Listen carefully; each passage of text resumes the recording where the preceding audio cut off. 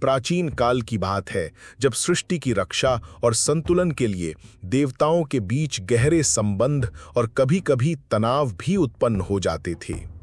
ये कथा है भगवान शिव और भगवान विष्णु के बीच एक अद्भुत और रोमांचक प्रसंग की, जिसे सुनकर आप मंत्रमुग्ध हो जाएंगे।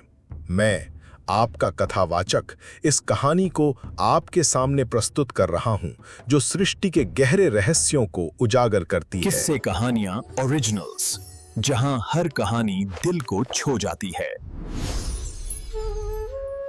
जब सृष्टि की रचना के लिए आदिशक्ति ने भगवान शिव का साथ छोड़ा, तो शिव अकेले और वीरान हो गए। उन्होंने अपनी समस्त जिम्मेदारियां त्याग दीं और गहरी समाधि में लीन हो गए।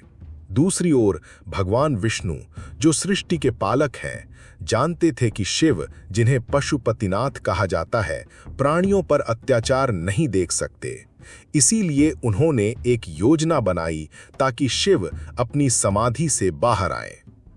विष्णु ने अपने वाहन गरुड़ को आदेश दिया कि वे सर्पों का शिकार करें। गरुड़, जो अपनी शक्ति और गति के लिए प्रसिद्ध है, ने सर्पों के राजा नागेश्वर पर आक्रमण कर दिया। दोनों के बीच एक भयंकर युद्ध छिड़ गया। नागेश्वर ने पूरी शक्ति से मुकाबला किया, परंतु गरुड़ की शक्ति के सामने वे पराजित हो गए।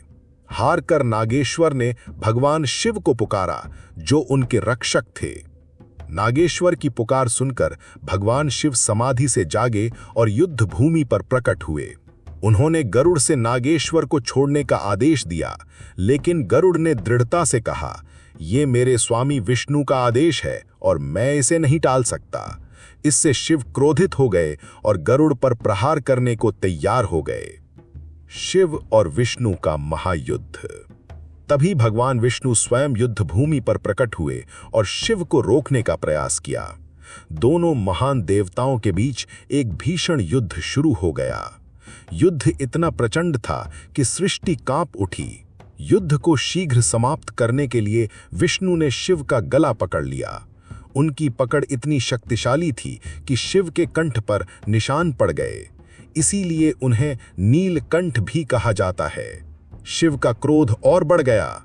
उन्होंने अपने त्रिशूल से विष्णु की छाती पर प्रहार किया, जिससे विष्णु को गहरी पीड़ा हुई।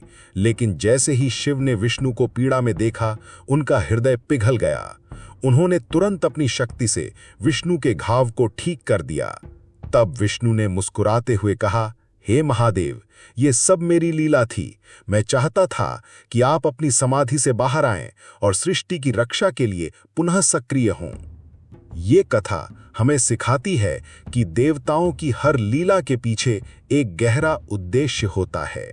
शिव और विष्णु का ये युद्ध केवल एक संघर्ष नहीं था, बल्कि सृष्टि के संतुलन और प्राणियों की रक्षा के लिए एक महान योजना थी। अगर आपको ये कथा पसंद आई तो कृपया इस वीडियो को लाइक करें और हमारे चैनल को सब्सक्राइब करें, ताकि ऐसी ही रोचक और पौराणिक कथाएं आपके पास सबसे पहले पहुंचें। आपका समर्थन हमें और बेहतर सामग्री लाने के लिए प्रेरित करता है।